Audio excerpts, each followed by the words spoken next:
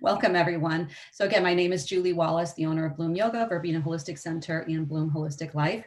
Most of you who are here with me live today do know me, and you know the whole story about Bloom. And that's really why we're here today to talk to you about our recent decision to actually close the brick and mortar. And I wanted to address this with you in a more personal way. You know, the girls and I try to communicate via the emails and the newsletters, but I always feel like it's just better to speak with you one-on-one so that you could get the sentiment of what we're feeling and also the process that led us here. So again, if you haven't already muted yourself, go ahead and mute yourselves now. Keep muted throughout the recording. If you have questions, you can offer them to me in the chat box. So I'll rewind just a tiny little bit about my history. So most of you know that it was around 10 years ago that I went to India to study yoga. And I was having a tremendously difficult time this one evening. I think it was like day two that I was there and couldn't sleep. I was having panic attacks in the middle of the night. You know, I was really out of my element, I think. I was just so far out of my element. You want to talk about being uncomfortable? I was uncomfortable in just about every way. So I had some divine guidance, I think. I was really praying that night and I got some divine guidance to pick up one of my books that I brought with me. And it led me right to a passage that was speaking about fear and discomfort. And there was an offering there to surrender to it. So I decided to surrender to all of that. I literally learned how to change my mind in that moment. I changed my mind about my fear, about my discomfort. And I made a conscious decision to move into it. And I think now that I'm like talking about surrender, there was this element of surrender that was involved there. But I'm going to discuss surrender in a way that might feel a little different than any other way that you might have heard it spoken. I have to give you a little sort of precursor to what I'm about to talk about because it's going to get spiritual. And there's just no way that I can have this conversation without it going there a little bit. Having said that, it is my heartfelt intention to make sure that I offer you something that will only enhance your beliefs and not contradict them in any way. So that is my intention. I need you to know that. I also need you to know that, you know, what I am offering to you is not, it's not something that I made up. You know, I'm a teacher, which means that I've spent the last 10 years studying the masters. I have been studying, hang on one second. I've been studying masters, you know, way showers and teachers who have been with us forever, right? So I study ancient text. I study newfound information. So I really have dedicated my life to the study of all things that are relative to mind and to psychology and to spirituality. And so I'm a holistic coach, and that means that I really try to consider what people are going through in a holistic level. And so that you can't teach this stuff without getting into the spiritual aspect, right? So that's just how it has to be for us. So I'm going to just leave that out there for you. All right, so let's talk a little bit about what's happening at the studio and kind of where we're at with this decision is. And for many of you, I think that, you know, COVID changed the structure of our lives. You know, we started to have to do life very, very differently, and that was no exception for us. So it actually gave us a pause that we hadn't had. And, you know, you don't realize how crazy things are and how busy you are until you have reason to stop and just take a breath. And that's exactly what happened to us. And so, you know, I know that from the outside, running a yoga studio just might seem magical. You know, all the social media looks beautiful, and of course, I'm running this business with my two beautiful daughters, and I understand that it probably looks pretty easy from the outside. Anybody who has worked with us alongside of us just knows how hard that we work to make it look so seamless. So the whole point of that studio was to make it feel like you were coming home, and that was our intention for our clients. We wanted you to walk into that space and feel like you were home and that you were welcome and that you were safe and that everything was taken care of for you. And so it took a lot of energy from us in order to provide that. And we did so with love. Don't get me wrong. We did so with much, much love. Having said that, the expenditure of energy is the expenditure of energy. And so we had become pretty depleted by the time COVID came and pretty overwhelmed. You know, we kept building the businesses, and with that, more and more energy was being expended. And so we were pretty tired. So the first thing that happened to us, of course, when COVID hit was to be consumed with fear, like debilitating fear. We were just wondering how the heck we were going to make it even a month in this crisis financially. One of the things that the brain does when we go into crisis mode is to try to foresee the future, right, and predict exactly what can possibly happen so that we can try to survive through it. I mean, it's just innate within us to do that. So again, that's what we spent our time doing. We were just strategizing, like, how are we going to get through this? No idea, of course, that this would be going on for more than a year now that we're in this mess. So, what happened at first was all the fear came up for us, and then we started the practice of surrender. It took a lot of effort to do that, I have to say, because we literally just had to let go and we had to give it up. And we made a decision very early on to stop thinking about and worrying about everything that could possibly go wrong and just embrace our community. I'm going to probably be moved into some tears pretty soon. So we wanted to embrace the community, and we did what we thought would feel best for us, and that was to go into giving mode. And that's when we developed the community page for all of you, and it was free, and we started just recording classes and just doing things to support the community. And I can't even tell you like how amazing that felt for us. So we shifted our consciousness from fear to love, and we surrendered to the fear. And when I say surrender, I need to clarify this with all of you because I had a really strong misinterpretation of what that meant. So, in order to sort of explain this, I need to explain to you first that we're under programming. We're under the influence of programming and conditioning. And what that means is every single word in your vocabulary has been taught to you, right? And it has a specific meaning. Like the brain interprets it in a certain way. And for each of us, it's maybe a little bit different. So even that word surrender and the interpretation of surrender, you have to kind of start to look within yourself and say, what does that mean to me to surrender? For me, surrendering meant giving up, right? Losing control, giving up. I mean, like when a person in war surrenders, they're basically, going into become a prisoner of war. So really didn't have a feeling that felt very good for me. It felt like I was powerless. Surrendering felt like I was giving up my power and my control. And so it didn't really have a good feeling, that essence of surrender. But of course, I do what I do. And I was reading and reading and reading. I came across like an amazing book called The Pathway to Surrender. It's called Letting Go, The Pathway to Surrender by Dr. David Hawkins. Highly recommend that book. And I learned surrender in a whole new way. And it wasn't so much giving up anymore. It was allowing, just allowing. And what I was allowing was a focus on love rather than fear.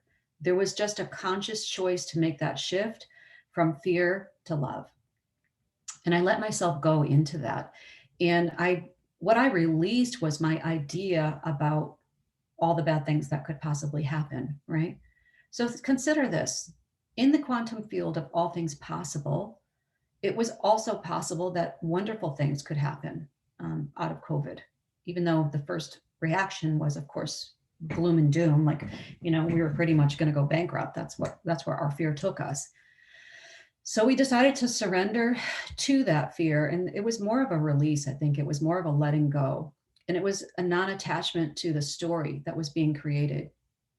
So again, I want to preface this by talking about why we go into the stories that we do, right? So again, think back about your conditioning and your programming. We've all been conditioned, we've all been programmed, and fear is a big part of that for most of us. I think that most of us are held captive by fear. If you think about what motivates you in life to make the decisions and the choices that you do, I'm willing to bet that more than 50% of the time, you're being motivated by fear. Our decisions are rooted in fear. So if we think about fear as an energy and a frequency, right, like a radio station, it would make sense then that if you are living in fear and that you're making decisions and choices out of fear, and you're broadcasting a radio station of fear out into the universe, you're going to connect to something that is founded in that same frequency, in fear, right? So it's just a matter of aligning, right? It's a matter of tuning in. And so I think most of the time what happens to us is we're tuning into fear. we're not really paying too much attention to that because it feels very comfortable and very normal for us. Conditioning means that you kind of go into autopilot and you're not really operating on a conscious level anymore. So it's highly unconscious, which means that it's automatic for you and actually quite comfortable, which seems odd, right? It seems odd that you would be comfortable with being in fear all the time. But it's true because conditioning means that you don't have to think very much anymore, right? It's not in your prefrontal cortex mind. You're not consciously doing this, you're unconsciously doing it. So for us, we had to look more closely at what was motivating us, and we had to look more closely at the fear that was motivating us and making our decisions. And so, we went about the summer, we went about the spring with giving the free classes on the community, and miracles happened at that point. People started sending in donations, and there was funding that became available that we had no idea was going to come for us. And every time we took a step toward love, we received love in return. And it was like amazing and miraculous for us. And we started to really get into the rhythm of surrendering and keeping our focus more on love than it was on fear. And then the summer came and we put the tent up in the parking lot and people came and enjoyed those classes. And again, it felt good at that point. So things for us started to shift a little bit come fall because Morgan found out that she was expecting a little baby who she's having in May. And then things got a little bit more complicated when just a couple of months later, Bethany also found out that she too was expecting and her baby was going to be coming this summer in August. So things started to change a little bit. COVID numbers increased, and we made the very difficult decision in November to again shut the studio down. And this time we kind of had a strong feeling that it would be for a much longer duration this time. We knew that with people getting together for the holidays and New Year's and Christmas and Thanksgiving, that it would be very likely that these numbers would start to increase. And we were reading about the second surge, which was pretty much inevitably going to hit us. And so we made that decision to shut down for the long term. It was during those months where, we continued with the online classes, and miraculously, the business actually has done well, believe it or not. There's a lot of speculation out there that we're closing because of COVID or because of financial hardship. I have to be honest with you, that's not the case. That's not what's happening. That is really not what motivated our decision to close. What motivated our decision to close was the fact that our lives were changing. And we knew that come this summer, we were not going to have the energy that would be required to keep that heart space open, the management that was involved there. The very first thing that came up when we started to even percolate that idea of closing, of course, was fear. What would we do? What would happen to our livelihood? What would happen to our beautiful community? How would this affect our community? We had so much guilt over dismantling this beautiful space. I can't even tell you. But when we thought about what made our hearts sing and what gave us joy, it was having more time as a family. And it was moving into other areas that really lit us up. And so for me, it was this, it was my teaching, it was my holistic life coaching, my private clients, my trainings, the education that I offer to people to help them grow. Like, this is my passion. And I knew I wanted to do more of this. And you can't manage a huge facility with 5,000 members and 60 staff members and a hard space to manage when you're trying to move off into a different direction. The girls too discovered that they wanted to have a little bit more balance in their lives, and they wanted to be home with their babies. I mean, who could blame them? They wanted to be home with their babies. And as we sat down and tried to lay it all out and look at like how we could possibly manage all of this, it was clear to us that something had to give. Something had to give in our lives, and it was going to be Bloom. That was what was going to have to go. And at first, the grief came up. I mean, so much grief. And so, along with that grief, we had to identify like where the grief was coming from, right? So we're looking more closely at our attachments to Bloom and what Bloom symbolized for us, right? I know for me, I can only speak about myself personally, that studio symbolized me as a person. I mean, my value, my sense of self-worth was attached to that community. It's so validating, right? It's so welcoming and loving and validating. And to the thought of losing that, was scary and devastating for me. But again, if I think about how I'm moving through my intention, and I think if my motivation is fear to leave because I'm going to be losing that sense of validation, losing that sense of identity, losing that sense of self worth, if it's the motivation is fear of losing those things, and that's what's motivating me to stay, I know better that this isn't a reason to stay. This isn't a reason to do something, right? Really want to look closely at that intention because it's going to it's going to manifest a vibration, and whatever comes from that vibration will have a like vibration. So any decisions and choices that are motivated from fear are only going to produce something that is founded and based in that same frequency of fear, right? So it's never cause to do something. And so what I invite you to do is you can take the story that I'm sharing with you and apply it to your own lives. Think about what is inspiring you. When you move forward into making these decisions in your life, you have to be very astute at looking very closely at what they're rooted in and what these choices are founded from, right? It's tricky because the mind does a very good job at taking it and maybe masking it as love. It could seem like love. I mean, for me to stay at the studio because I wanted to continue giving in the way that I was and providing this for my students, that could sound like love. That could very much sound like love.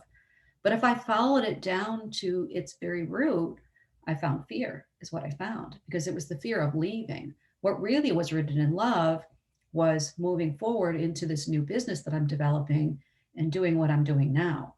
That was rooted and founded in love. But let me tell you what, that also has an element of fear to it because I don't know if I'm going to be successful in it, right? But again, when I looked at that decision, I couldn't let that be what motivated me to not move forward in that direction. So I think the most important part of this is to first look very closely at your belief system and at your programming and your conditioning and find out where fear is lurking. Like find out where it's lurking for you.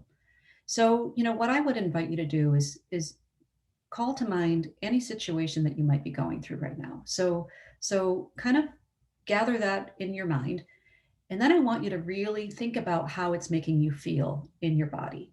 So identify whatever the situation, whatever the circumstances, and then just allow it to find its way into your body. And I want you to follow where you're finding it. So it could be somewhere in the throat. Maybe it's an inability to speak your truth or be heard. It could be in your heart in the form of grief, right? Grief or loss might feel here. Powerlessness might feel here. This is Manipura chakra. This is like your seat of power. Some other type of financial fear. Sometimes it lands in the low belly, more rooted stuff. So figure out wherever it's landing in your body.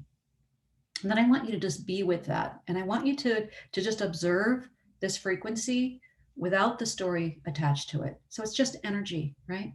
So here's what happens to us. Because we have the programming that we do and the conditioning that we do, it doesn't stand alone. Every thought that you think has an associated frequency or vibration of energy that just lands in your body. And I know can sound so totally woo woo and out there, but think about it. Your mind does create chemistry in your body. The stress response is a perfect example. I mean, when you're stressed out, there's physiological changes that happen in your body, right? It's your stress response. And so different emotions feel different in your body, and they're creating energy in your body. And sometimes this energy gets stuck. It gets stuck somewhere. And usually stuck energy will pop out as some sort of disorder or disease or something in time if it's not dealt with, right?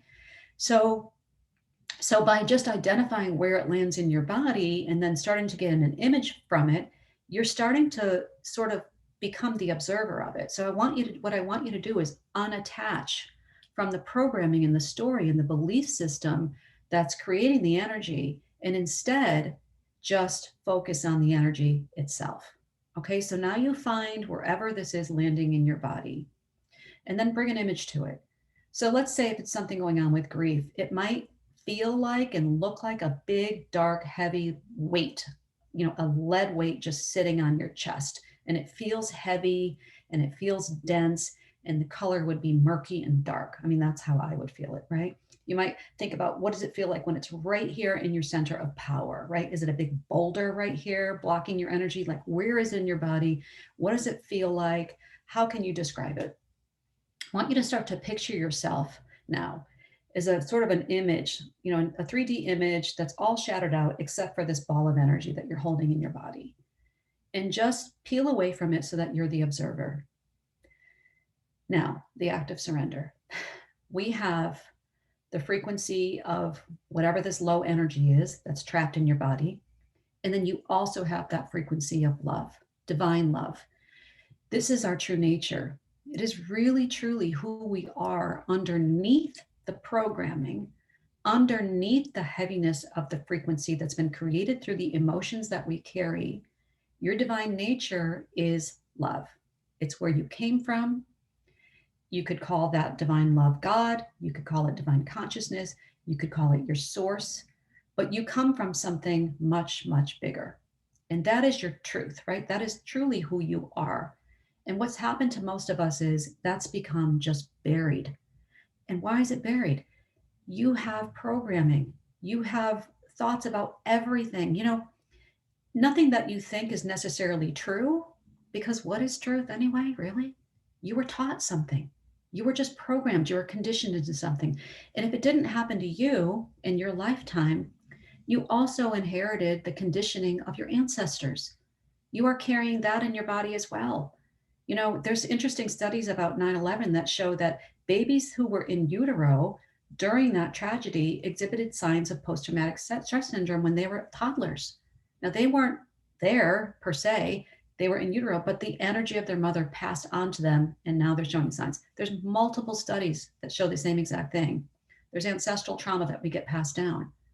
So you're holding on to frequency that's not even necessarily yours. And when it's activated, it's just activated because something in your programming is resonating.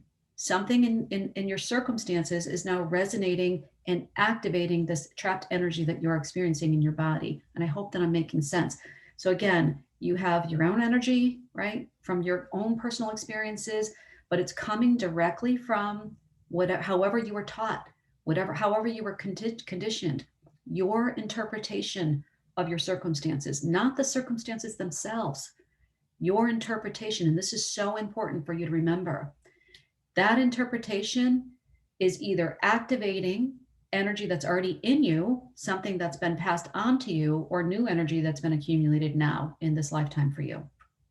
All right, so now we know we have this energy. You have a circumstance which is activating the energy. You're observing it in yourself, you see it in yourself, and I want you to just now imagine that you have that beautiful divine source of love as a separate entity, and you're going to just merge with that. You're going to merge with that love. So this process is all about taking this low frequency and merging it with that beautiful high frequency of love, and allowing that love to literally just annihilate whatever it is that you're feeling, right? It's like in consciousness, the flashlight is shining on the negativity, on the circumstance, and this dark, this heavy energy that you're feeling. And then the flashlight is shining on love. And then the flashlight is shining on the negativity. And then the flashlight is shining on love. And then it's on the negativity. Now it's on love. This is how easy the shift is. This is how easy surrender is. You're not surrendering and giving up something. You're not releasing something. You're literally merging with your source. You're choosing to merge your consciousness with love. And it's such a high frequency. Love is such an incredibly high frequency of energy that it has the power to transform anything that's lower than itself. So whatever that you're feeling, if it's guilt, if it's shame, if it's fear, if it's anger, right? Once you merge with that love energy, it just blasts it away. It blasts it away. So what happens to us is, because of our program and our conditioning, you're constantly focusing on this low energy. You're feeling it. It's in your body, and it's what you're in focus with. It's happening unconsciously. You're not thinking about this during the day, right? It's not a choice. It's not like, gee, I'm going to really try hard to feel like crap today. That's what I'm going to do. I'm going to be in fear today. Of course, we're not doing that. But that's what's happening unconsciously if you're not awake. So to be awake means that you can witness the feeling without attaching the big story to it, because the story is just a program. It doesn't make it, it's not even true. If you really look at your interpretation, like when I think back about COVID, my immediate interpretation was, oh my God, disaster, we're all going to die. I mean, that's what my brain did to me, right? We're going to go bankrupt. I'm going to lose my business. How am I going to live? How am I going to eat? Oh my God, my daughters are also employed here. This is a disaster. When we focused on love, miracles happened. It was like the love energy just connected with all kinds of love energy out there. And I don't even know how, but we're perfectly fine. Like a year into COVID, and we're wonderful, actually. Like, I don't know that we've ever been like more at peace with our decision. So that shift in focus is what has to happen. So for you to go more deeply into this, you really you need to start identifying what you're connecting to in your conditioning and in your program, and you have to question it. You have to question it. Why am I choosing to focus on the negative aspects? Why aren't I focusing on the positive ones, right? It's just your survival instincts are kicking in, but I'm telling you, the fact that the world is the world, not just, one state of the United States or even just the United States, the entire world, all of humanity, we are all going through the same thing at the same exact time. That tells me that we are up leveling. Humanity is really being called to sort of level up right now. We can continue to focus on fear and draw more fear to us, or we could change our consciousness and turn our consciousness toward love. And we can surrender and start giving up all of the old ways, right? The old ways of thinking. We can question our conditioning. We can question our programming. We don't have to just accept it as our truth, because it's really not the truth. It's really not the truth. It's just years and years and years and years and years of it. So when you have a circumstance that's unfolding in your life and something inside of you is activated, I mean, it can't be activated if it's not already in you. How could it be activated, right? So you got it from somewhere, whether you inherited it from your ancestors, probably a combination. You inherited it from ancestors, or you're just plugged into the collective grid and the energy is coming into you that way, or it's from your own personal story. But whichever which way it happened to you, you have this energy in you. The only reason why you're feeling it is because it's being activated by your external circumstances.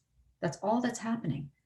We take it so personally. I call them compound emotions. It's like, I'm feeling shame and guilt, and then you're mad about it, or then you have this about it. And we just keep layering on emotion over emotion over emotion about it. Again, because of the programming. So typically when somebody's trying to surrender something, it goes like this. I am going to surrender, fill in the blank, to God. I'm going to surrender my fear, my financial fears, to God. Okay, let's break it down and find the programming that is all throughout that whole statement. First of all, you have the program of I as in a separate being. The program of I. What does that mean to you? I am going to. The program of doership, the program of action, the program of feeling like you have to do something, right? Because we've been taught that too. I am going to surrender. What is the program again around surrender? What does that mean to you to surrender? There's a program behind surrender. I'm going to surrender my fear, the program of the program of fear. Fear is just fear. It's just a feeling. It's just an emotion. It just has a vibration. It just has a frequency. It's nothing. It's nothing. But it has a program. Fear, undesirable, don't want it. Fear, bad, right? To God, program of God. Who is God? What is God?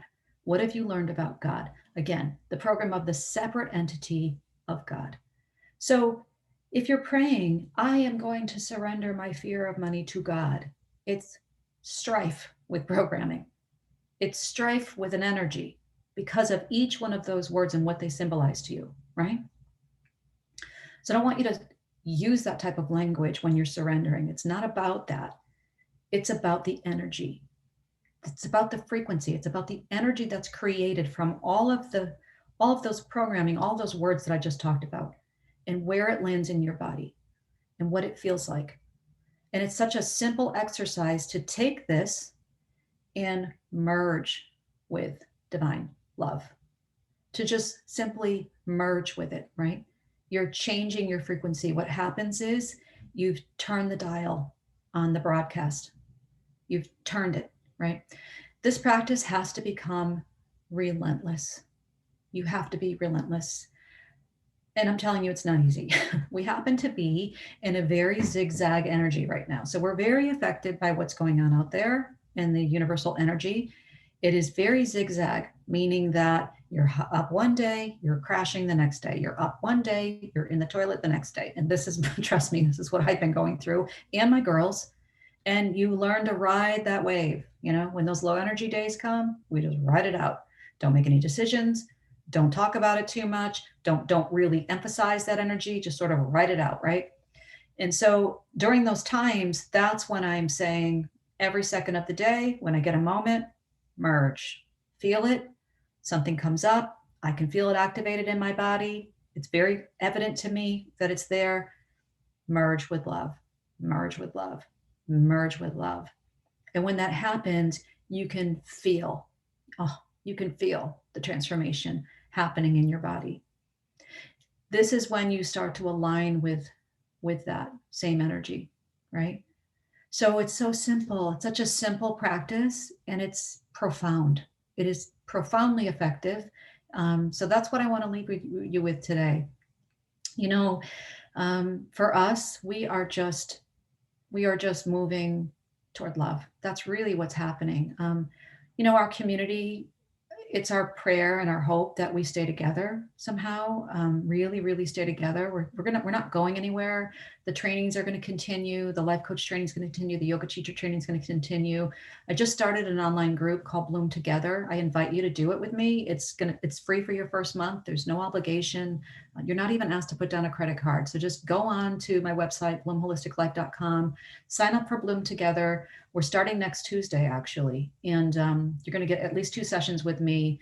And then if you want to continue with it, then I would love to have you be a participant. So to me, my life is dedicated to teaching people how to manage their minds. Like I said, this is something that is so personal for me. I've been doing it for 10 years. And I have to tell you something, I really get it. I really understand it now. It took me a long time. I should have multiple PhDs right now for the amount of study and time and effort that I put into it. It finally has moved from here, my brain, my comprehension, to here. I get it and I understand it. And so I want to share it and I want to teach it with you. So you can look forward to Bloom Together. And we have all the other online programming that's going to continue. So I think that's it for today. Does anybody have any questions that you want to offer up in the chat? I don't see anything here right now. And if you feel like if it's something that you don't want to share, I'll give it a minute to see if anybody wants to share. But if it's something that you don't feel comfortable sharing here in the chat box, you can email me. So if you're going through something, go on and join Bloom Together. I'm telling you, it's going to be phenomenal. The whole calendar of subjects are there for you. You could look and see exactly what we're talking about. And it was hard for me to even choose what I wanted to subjects that I wanted to cover, because there's so much I want to talk about. So it's going to be twice a month meetings. And then I'm going to do blog entries in between that. And there's going to be opportunity for us to really grow together. And that's my dream come true. All right, let's see what we got here. Everybody is just complimenting and not really offering any questions, so that's okay. And I love you guys. Thank you all much for the sentiments. It's been amazing. You mean the world to us, truly, and I mean that from the bottom of my heart. And again, everything that I offered to you today, I offer with utmost humility. I can't take credit for any of it. It's really just stuff that I've encountered and learned throughout the years, and it's been my honor and pleasure to be with you today and to offer it to you. And I truly hope that it makes a difference for you. So I think that's it. You all have a wonderful day today. As always, take good care of yourself, take good care of one another, and we love you dearly, and we will see you very soon. Bye, everyone.